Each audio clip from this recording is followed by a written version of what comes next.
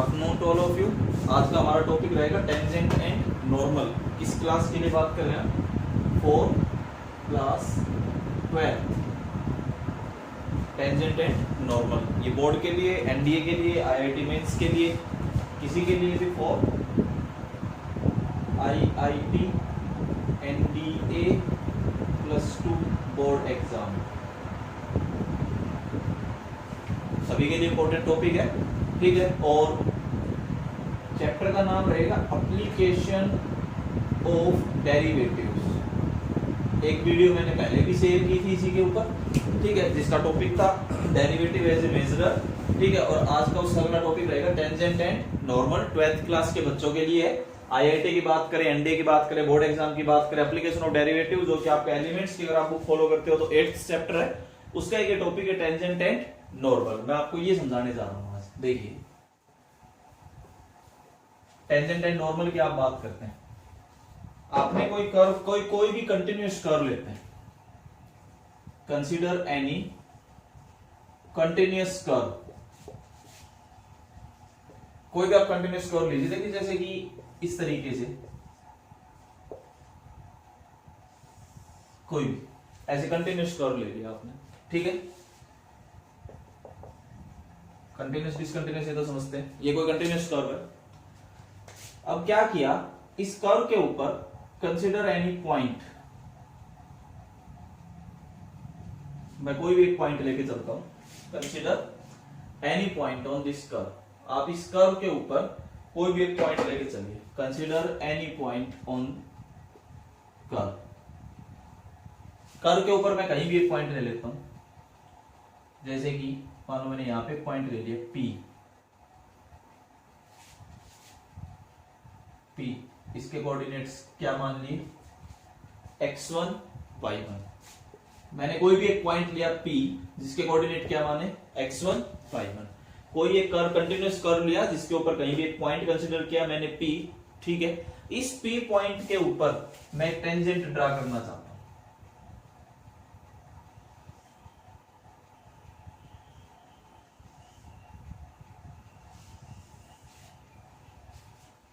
ये इस P point के ऊपर ये जो लाइन नजर आ रही है आपको, ये क्या है? Tangent to curve at point P।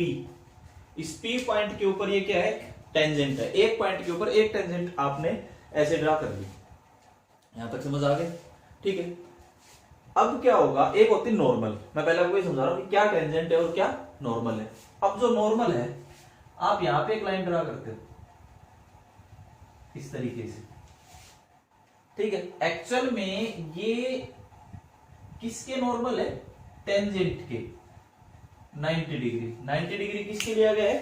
Tangent के। ये जो है, ये लाइन परपेंडिकुलर टू टेंजेंट है। जो आपने पहले टेंजेंट ड्रा कर रखी है उसके ये परपेंडिकुलर ड्रा कर दी। किस पॉइंट से पास हो रही है? P से। तो अब ये क्या कहलाएगी? Normal to curve at point P point के ऊपर, इस कर्व के ऊपर ये क्या कहलाएगी? नॉर्मल। लेकिन एक्चुअल में क्या है? परपेंडिकुलर किसके? टेंजेंट के। तो सबसे पहले क्या ड्रा होगी? टेंजेंट ड्रा होगी। उस टेंजेंट के बाद फिर आप क्या ड्रा करोगे? नॉर्मल ड्रा करोगे। क्या ये बात समझ में आ गई कि क्या टेंजेंट है, क्या नॉर्मल है? हमें एक पॉइंट गिवन होगा, उस कर्व के एक पॉइंट के ऊपर हमने पहले क्या ड्रा की? टेंजेंट। उसके 90 डिग्री पे उसी पॉइंट से पास होने वाली एक और लाइन, उसको क्या नाम दिया गया? नॉर्मल। तो नॉर्मल और टेंजेंट, ये दो चीजें तो ये समझ में आनी चाहिए। इसके बाद देखिए इनकी इक्वेशंस कैसे फाइंड होती है। अब बात आती है इक्वेशन की। देखिए, हमने कोई भी फंक्शन लिया, y is equal to f of x, y is equal to f of x any given function है। ये कोई आपने एक फंक्शन ले रखा है, ठीक है। हम क्या करेंगे? Differentiate with respect to x। x के रिस्पेक्ट में हमने डिफरेंशिएशन किया, तो अब हमारे पास क्या आया? y डैश, जिसको कि आप क्या लिख सकते हो? dy बाई dx, जिसकी वैल्यू हमने क्या? f dash x। डिफरेंशिएशन है तो कर लेंगे, ठीक है। अब क्या करना है? अब अगर मैं इस डिफरेंशिएशन में वो पॉइंट पुट करूं P, मतलब इसमें, इस डिफरेंशिएशन में x की जगह x1 पुट कर दूं, y की जगह क्या पुट कर दूं? y1, तो जो वैल्यू आएगी एक्चुअल में वो किस क्या होगी? Slope of this tangent. अगर मैं slope of tangent at point P की बात करूं और P के कोऑर्डिनेट्स क्या हैं x1, y1, तो अगर मैं इसकी स्लोप को क्या मान के चलूं m1, ये जो स्लोप अगर आप फाइंड करना चाहते हैं, ठीक है, इस स्लोप को मैं क्या मान के चल रहा हूं m1, लेकिन ये तब आएगी जब आप डिफरेंशिएशन में वैल्यू पुट कर दोगे पॉइंट की। बहुत से बच्चे इस पॉइंट को पुट करके नहीं चलते। मान लो पॉइंट नोन है जब तो पुट करके दिखा देते हैं, मान लो पॉइंट फाइंड करना है, डायरेक्ट एक्स और वाई लेके चल रहे होते हैं। भाई एक्स और dy बाई dx कभी भी स्लोप नहीं होगा। स्लोप कब आएगा जब dy बाई dx में वो पॉइंट रखो। इस कर्व पे तो बहुत से पॉइंट है, अब हर एक पॉइंट पे टेंजेंट अलग अलग ड्रा हो रही है, तो हर एक की स्लोप भी अलग अलग है। अब आप उसको पॉइंट रखो ही नहीं तो हमें क्या पता किस पॉइंट की क्या स्लोप है, किस पॉइंट पे क्या टेंजेंट ड्रा कर रखी है और उसकी स्लोप है। तो आप जब तक पॉइंट नहीं रखोगे जब तक वो स्लोप नहीं फाइंड कर पाओगे। तो m1 की value dy by dx at x1, y1, आप इस डिफरेंशिएशन में ये वैल्यू रखोगे x1 और y1 की, तब जो वैल्यू आएगी वो क्या होगी slope of tangent at point P। जो आपने टेंजेंट ड्रा कर रखी है उसकी स्लोप ये फाइंड हो जाएगी। यहां तक समझ में आ गया। नाउ अब हमें ये भी पता है कि जो नॉर्मल है, जो नॉर्मल उस डायग्राम नजर आ रहा है वो परपेंडिकुलर टू क्या है टेंजेंट। नॉर्मल जो है वो टेंजेंट के परपेंडिकुलर है। और मैं अगर स्लोप ऑफ नॉर्मल की बात करूं,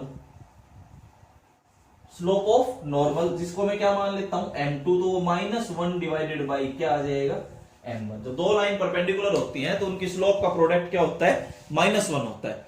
ये समझ आ गया। अब जब हमने m1 फाइंड कर लिया तो हम और क्या फाइंड कर लेंगे m2 फाइंड कर लेंगे। जब m1 फाइंड कर चुके हैं तो अब हमारे पास क्या आ जाएगा m2 आ जाएगा। क्या ये बात क्लियर है? यहां तक समझ आ गया। m1 और m2 डिफरेंशिएशन में जब आप पॉइंट रखोगे तो m1 आएगा, उसका रेसिप्रोकल करके माइनस टाइम कर दोगे तो वो क्या आ जाएगा m2। m2 मैंने क्या बोला है slope of normal at point P, slope of tangent at point P। Point define है, ध्यान रखना, ठीक है। यहां तक तो बात आती है कि स्लोप कैसे फाइंड करते हैं, ठीक है। अब हम बात करते हैं कि इक्वेशन कैसे फाइंड होती है। अब हमारे पास स्लोप आ गई, हमें पता है कि m1 की वैल्यू आ गई और m2 की वैल्यू आ गई। इससे आगे देखिए ये क्या था टेंजेंट टू कर्व। अब देखिए हमने क्या लिखा m1 क्या आया slope of tangent at point P और जिसके कोऑर्डिनेट्स क्या है x1, y1। तो और इसकी वैल्यू क्या आई थी डिफरेंशिएशन जो भी आया था गिवन फंक्शन का उसमें आपने ये पॉइंट रख देना है। समझ आ गया। m2 क्या है slope of normal at point P x1, y1 और m2 की वैल्यू -1 डिवाइडेड बाई m1। यहां से m2 आ जाएगा, ठीक है। m1 ऐसे फाइंड करना है, m2 ऐसे फाइंड करना है। अब हम क्या करते हैं इक्वेशन ऑफ टेंजेंट की इक्वेशन। टेंजेंट की इक्वेशन के लिए हमें स्लोप पता है क्या है m1, पॉइंट पता है क्या है P x1, y1। इक्वेशन हम लिख सकते हैं क्या y minus y1 is equal to m1 into x minus x1। ये आपने पढ़ा है स्ट्रेट लाइन में 10th 11th क्लास की बात करें, ठीक है। अब हम बात करते हैं इक्वेशन ऑफ नॉर्मल की। नॉर्मल के लिए भी तो हमें दो चीजें पता है। एक तो स्लोप m2, पॉइंट तो सेम है that is P x1, y1। तो अगर आप इक्वेशन लिखना चाहो, इक्वेशन ऑफ नॉर्मल अगर आप लिखना चाहो तो स्लोप चेंज होगी, बाकी सब चेंज सही सेम है m2 into x minus x1। ये कंसेप्ट है सारा किस चीज का टेंजेंट एंड नॉर्मल का। ये टेंजेंट एंड नॉर्मल का आपका सारा कंसेप्ट है। इसके बाद हम क्या करते हैं क्वेश्चंस डिस्कस करते हैं। यहां तक मैंने सारा आपको बेसिक समझाया है कि क्या कैसे तो स्लोप फाइंड होती है टेंजेंट की, क्या टेंजेंट है क्या नॉर्मल है, क्या उनकी स्लोप फाइंड करने का तरीका, अगर स्लोप आ जाए तो इक्वेशन लिखने का क्या तरीका रहेगा। अब देखिए कुछ क्वेश्चंस डिस्कस करते हैं।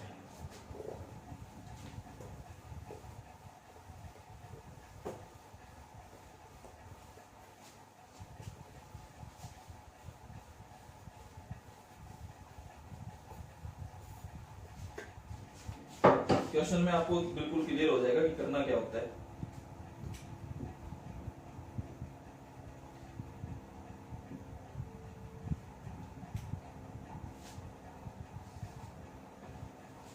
देखिए पहला क्वेश्चन, फाइंड द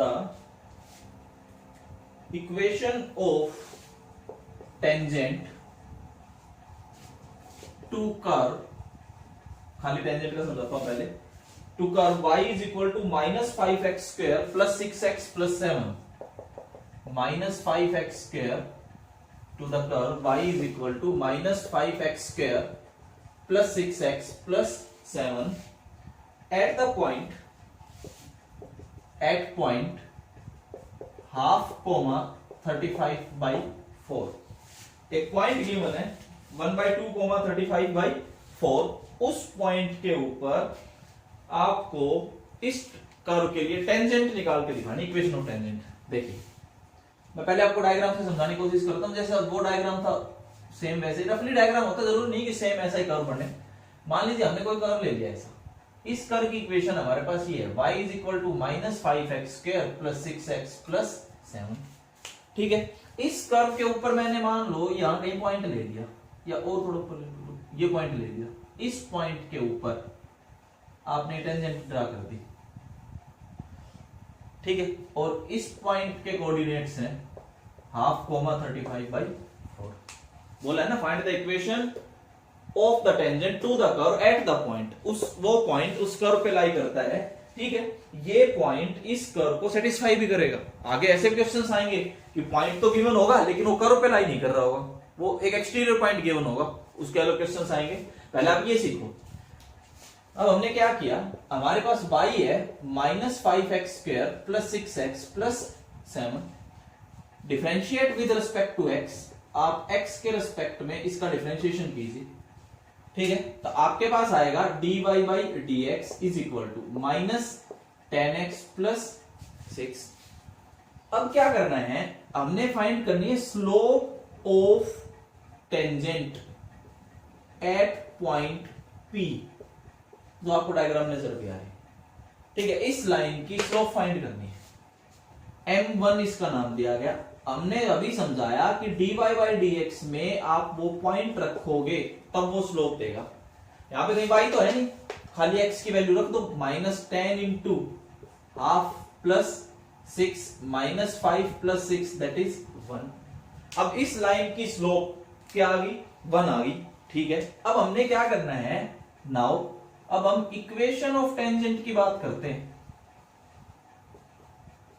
अब इक्वेशन ऑफ टेंजेंट के लिए दो चीजें तो हैं, एक तो हमें स्लोप पता है 1, एक हमें पॉइंट पता है हाफ कोमा 35/4। अभी थोड़ी देर पहले मैंने समझाया था y माइनस y1 कितना है 35/4, y minus y1 is equal to m into x minus x1, y minus y1 is equal to m into x minus x1। ये आपके पास इक्वेशन आएगी, इसको सोल्व करके जो भी आएगा वो आंसर आएगा, ठीक है। y is equal to x plus 33/4।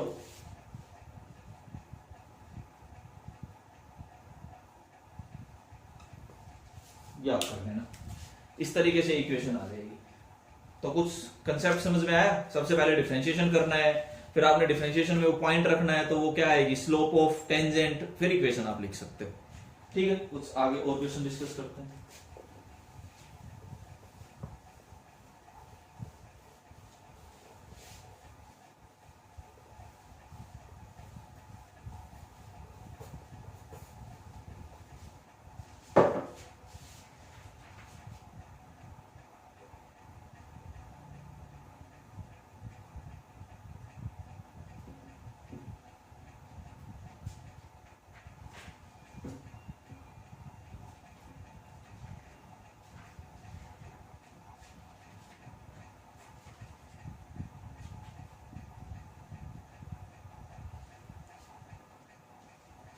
आगे देखिए,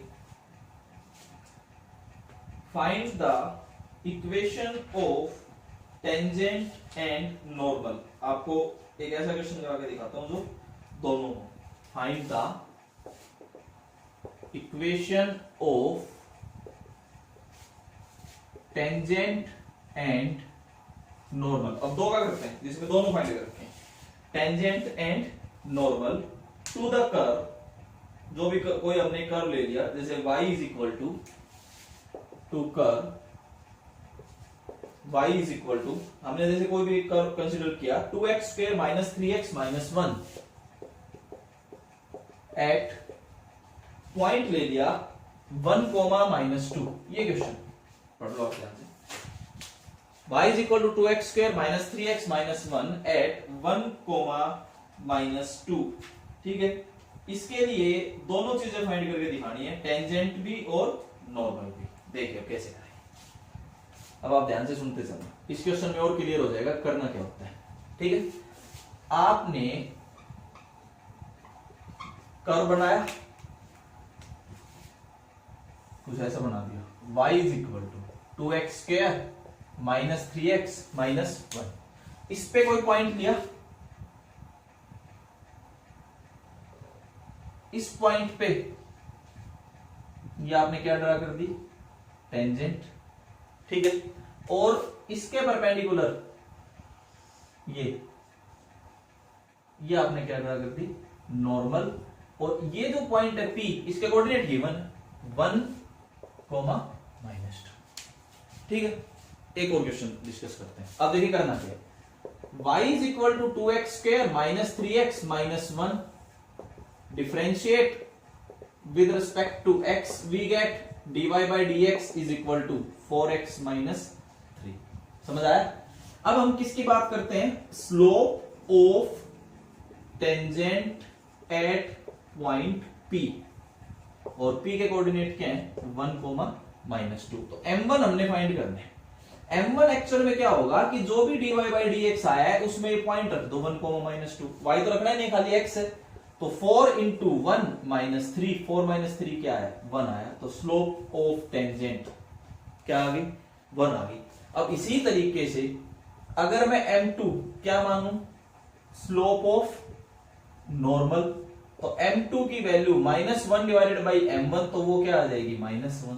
तो दोनों स्लोप हमारे पास आ गए, स्लोप टेंजेंट की भी आ गई 1, और स्लोप उसकी किसकी आ गई आपके पास, नॉर्मल की, वो क्या आई माइनस 1। समझ आ गया यहां तक? अब हम इक्वेशन की बात करते हैं। देखो ये तो स्लोप की बात थी, स्लोप कैसे फाइंड करते हैं। अब इक्वेशन की बात करते हैं। सबसे पहले हम बात करते हैं इक्वेशन ऑफ टेंजेंट। अब दो चीजें होनी चाहिए, एक तो स्लोप पता है 1 आई थी, एक पॉइंट वो भी पता है 1 कोमा माइनस 2। अब आप इक्वेशन लिखना चाहो तो y minus y1 is equal to slope into x minus x1, y plus 2 is equal to x minus 1। इसको आप इधर ले गए तो x minus y is equal to 3। ये किसकी इक्वेशन आ गई, टेंजेंट की इक्वेशन आई, आप चेक कर सकते हो, x minus y is equal to 3। अब हम किसकी बात करते हैं, इक्वेशन ऑफ नॉर्मल। अब नॉर्मल की बात करते हैं। नॉर्मल की इक्वेशन क्या होगी, m2 हमें पता है -1 है, पॉइंट हमें पता है 1 कोमा -2 है। अब आप इक्वेशन लिखना चाहते हो, इक्वेशन कैसे लिखोगे, वही y minus y1 is equal to m into x minus x1। तो ये y प्लस 2 आपके पास क्या है, y plus 2 is equal to minus x plus 1। तो आपके पास इक्वेशन क्या आ गई, x plus y plus 1 is equal to 0। ये किसकी इक्वेशन आई है, equation of normal, x plus y plus 1 is equal to 0। तो एक ही क्वेश्चन था जिसमें टेंजेंट और नॉर्मल दोनों को कंसीडर किया गया। तो एक इस टाइप के क्वेश्चन आप थोड़ा दिमाग में रखना कि जिसमें टेंजेंट और नॉर्मल, मैंने एक क्वेश्चन कराया जिसमें खाली टेंजेंट का था, एक कराया जिसमें टेंजेंट एंड नॉर्मल है। तो शायद आपको कुछ चीजें समझ आने लगी होंगी। अब आगे देखते हैं अगला question.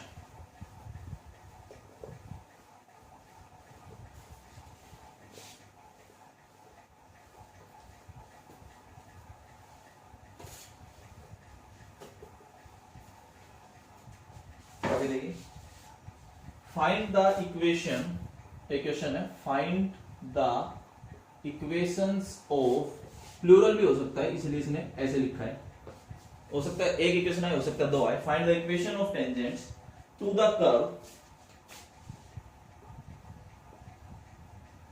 Curve y is equal to x cube plus 2x plus 6 which is perpendicular to the line which is perpendicular to line, एक लाइन गिवन है x plus 14y plus 4 is equal to 0। ऐसी tangent की equation निकाल के दिखानी है इस curve के लिए, ठीक है, जो कि इस लाइन के क्या हो, परपेंडिकुलर हो। कुछ आया समझ में? देखो मैं डायग्राम से समझाता हूं करना क्या है। ये कोई कर्व गिवन है, देखो टॉपिक बहुत इंपॉर्टेंट है, चाहे आप आईआईटी की बात करें, एनडीए की बात करें, प्लस 2 बोर्ड की बात करें, क्वेश्चन आता ही आता है। अब आपने कोई भी एक कर्व ले लिया, y is equal to x cube plus 2x plus 6। अब इस पे कोई पॉइंट तो मेंशन है नहीं, मैंने कहा था बिना पॉइंट आप स्लोप लिख ही नहीं सकते, तो आपने अपनी मर्जी से कोई पॉइंट माना और उस पे आपने टेंजेंट ड्रा कर दी इस पॉइंट पे। ये जो पॉइंट है, इस पॉइंट को क्या मान लिया, x1, y1, ये मैं कंसीडर कर सकता हूं पॉइंट, तो ठीक है। अब ये जो टेंजेंट है ये कहीं ना कहीं किसी लाइन के नॉर्मल है, ऐसे मान लो ये मैंने क्या मान लिया AB, ये मैंने क्या मान लिया CD। समझ आ रहा है? कलर सही लिख देता हूं, कंफ्यूज हो जाओ कभी, बस कलर कॉम्बिनेशन सही रखते हैं। अब जो AB की इक्वेशन है वो गिवन है x plus 14y plus 4 is equal to 0। जो ब्लू कलर से बोला गया है लाइन, या बनाई गई है लाइन, ये क्या है, टेंजेंट। हमें तो इसकी इक्वेशन फाइंड करनी CD की।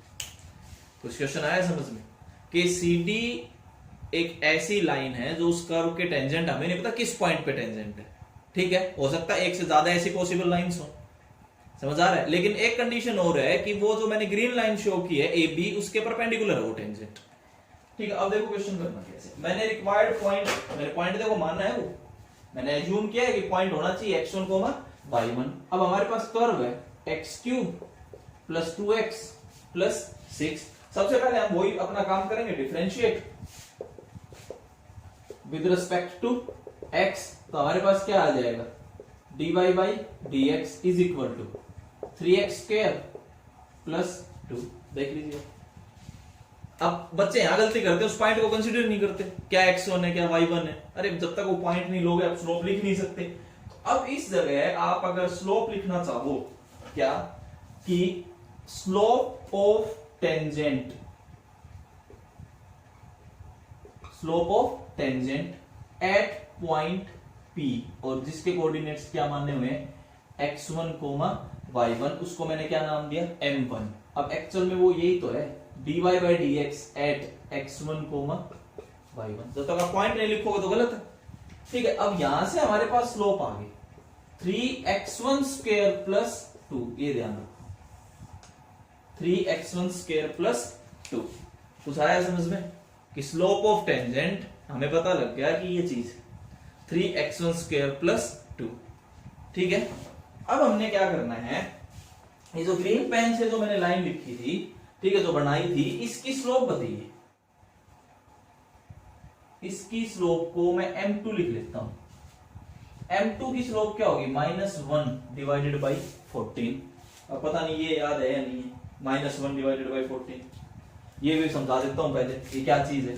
अगर कोई equation ax plus by plus c is equal to 0 लिखी गई है, तो इसकी स्लोप ये लिखी जाती है -a बाई b। ये ध्यान रखना भाई, 11th में पढ़ाया जाता है। y is equal to mx plus c से कंपेयर कर लेना, m फाइंड कर लेना, -a बाई b आएगा, समझ आया। तो वहां से उसकी स्लोप लिख दी -1 by 14। According to question, question के अकॉर्डिंग अगर आप बात करो तो m1 और m2 का प्रोडक्ट क्या आना चाहिए, -1। m1 इंटू m2 दोनों परपेंडिकुलर लाइंस है, तो दोनों परपेंडिकुलर लाइंस की स्लोप का प्रोडक्ट क्या आएगा, -1। तो 3x1 square plus 2 into -1 by 14 is equal to -1। Minus से माइनस कैंसिल, 14 को उधर जाएगी। कुछ आया भाई समझ में? अब यहां से आपके पास क्या आना चाहिए, x1 स्क्वायर की वैल्यू आएगी। देखिए कैसे आएगी, आप इसको और आगे सोल्व कीजिए। 3x1 स्क्वायर 14 माइनस 2 कितना आ गया 12। यहां से x1 स्क्वायर कितना आ गया 4। यहां से x1 कितना आया प्लस माइनस 2, प्लूरल इसीलिए लिखा गया था वहां पे, इक्वेशंस टेंजेंट्स ये बोला गया था। तो यहाँ पे x1 की दो वैल्यूज आई है, या तो x1 प्लस 2 हो सकता है या x1 क्या हो सकता है -2। क्या यहां तक कुछ समझ आया, किधर है यहां तक, अब मैं मिटा रहा हूं इसको, इससे आगे समझाता हूं। देखिए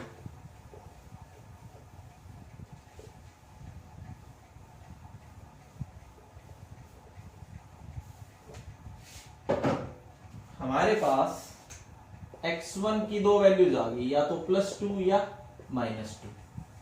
फ्रॉम कर्व, कर्व की बात करें, या फिर आप इसको ऐसे भी लिख सकते हो कि point P x1, y1 lies on, किस पे लाई करता है, कर्व पे।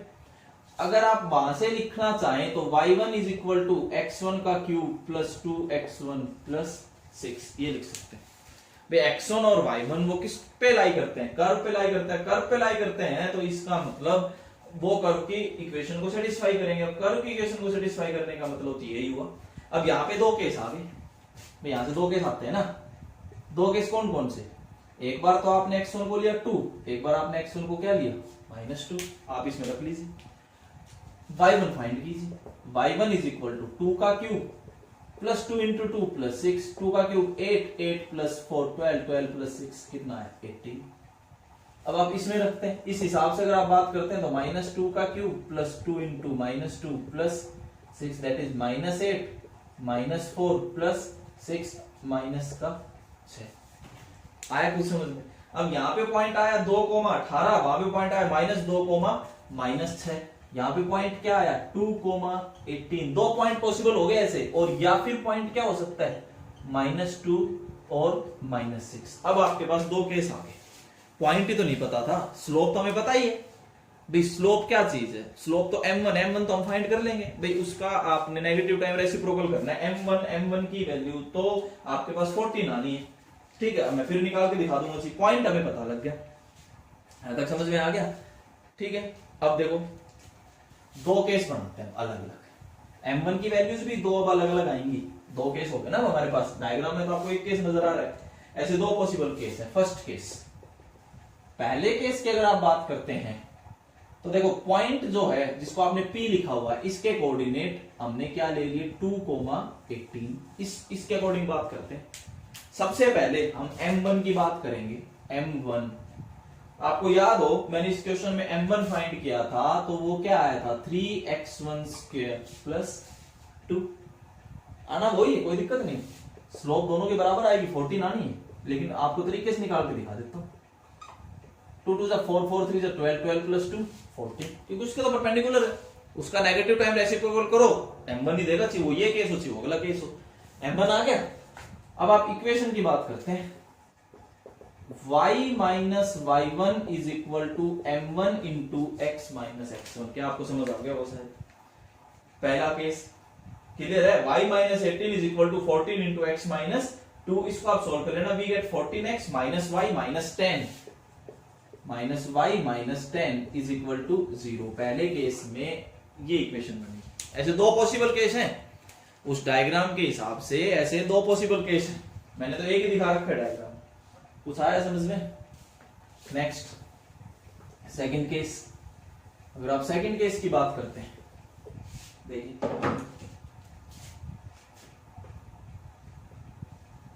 अब हम सेकंड केस में पॉइंट बताइए क्या बना था -2 -6।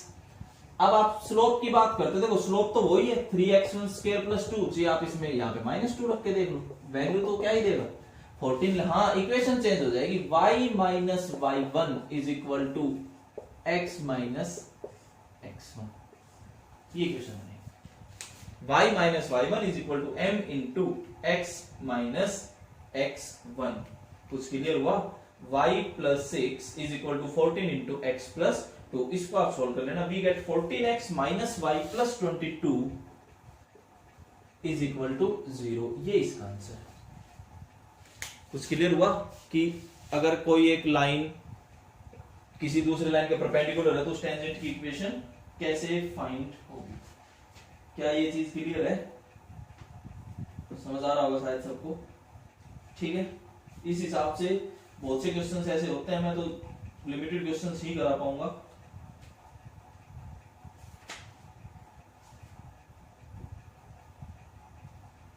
अगला एक क्वेश्चन देखते हैं।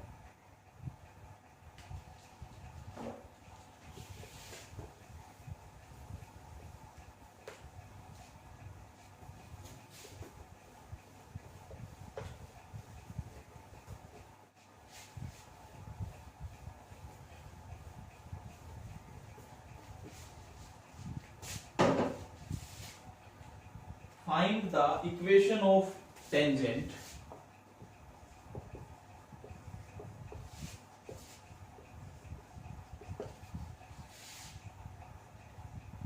to the curve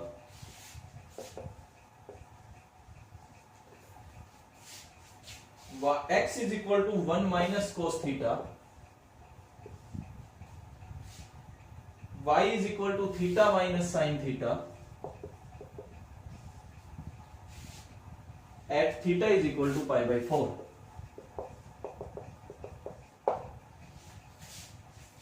ये देखिए कर्व ही पैरामेट्रिक फंक्शंस के फॉर्म में गिवन है, x भी थीटा की फॉर्म में गिवन है, y भी थीटा की फॉर्म में गिवन है ना। हमें कोई पॉइंट पता किस पॉइंट पे फाइंड करना है। ठीक है, हमें थीटा दिया गया है। थीटा क्या चीज है? पाई बाई 4। पहले तो हम पॉइंट निकालने की कोशिश करते हैं। पॉइंट निकालने के लिए जिस पॉइंट को आप क्या मान के चलते हो, x1 y1, या फिर ऐसे लिख लो x1 कोमा y1। ठीक है, सबसे पहले हम x फाइंड करते हैं। 1 माइनस कोस थीटा। अब 1 माइनस कोस थीटा की जगह हम क्या लिख सकते हैं? पाई बाई 4। कोस पाई बाई 4 मतलब cos 45 degree. Cos 45 degree 1 by root 2। 1 minus 1 by root 2 ये x कोऑर्डिनेट आएगा। y कोऑर्डिनेट की अगर आप बात करते हैं तो theta minus sine theta. Theta की जगह तो हमें पाई बाई 4 रखना पड़ेगा। Pi by 4 minus sine pi by 4 that is pi by 4 minus 1 by root 2। ये क्या आया? y1 आया। सबसे पहले तो हमने पॉइंट फाइंड किया है। पॉइंट हमारे पास क्या है? 1 minus 1 by root 2 comma pi by 4 minus 1 by root 2। कम से कम पॉइंट तो पता हो ना। ऐसे भी क्वेश्चन आते हैं, आपको पॉइंट पता होगा तो फिर आप क्या कर पाओगे? इक्वेशंस निकाल पाओगे। सबसे पहले पॉइंट निकाल लिया। नाउ अब हमने क्या फाइंड करना है? स्लोप फाइंड करने के लिए हम डिफरेंशिएशन फाइंड करेंगे। Differentiate with respect to theta. तो dx बाई डी थीटा 1 का 0 minus minus sine theta. Differentiation इसका क्या है? Sine theta. dx by d theta ये हमारे पास क्या आ गया? साइन थीटा आ गया। ठीक है, अब हम किसकी बात करेंगे? y की। Theta minus sine theta differentiate with respect to theta dy by d theta is equal to 1 minus cos theta. ये आपके पास dy बाई डी थीटा आ गया। हमें तो फाइंड करना होता है dy by dx। dy by dx वो क्या होगा? dy by d theta divided by dx by d theta. तो dy बाई डी थीटा मतलब 1 minus cos theta divided by sine theta. ठीक है, अब इसमें थीटा की वैल्यू क्या रखनी है? What is theta? Pi by 4। At theta is equal to pi by 4 तो वो क्या चीज आ जाएगी? स्लोप ऑफ टेंजेंट, जिसको क्या आप क्या लिख रहे थे? m1। तो 1 minus cos pi by 4 divided by sine pi by 4। समझ आया? जैसे आपने पॉइंट को रखने की कोशिश की तो वो एक्चुअल में हमें क्या दे देगा? स्लोप। समझ आ गया? तो इसकी स्लोप ये सोल्व करके आप लिख लेना। ये क्या आएगी? √2 माइनस 1। इसकी स्लोप आपके पास √2 माइनस 1 आ जाती है। समझ आ गया? यहां तक पॉइंट भी पता है, स्लोप भी पता है। अब देखिए इक्वेशन ऑफ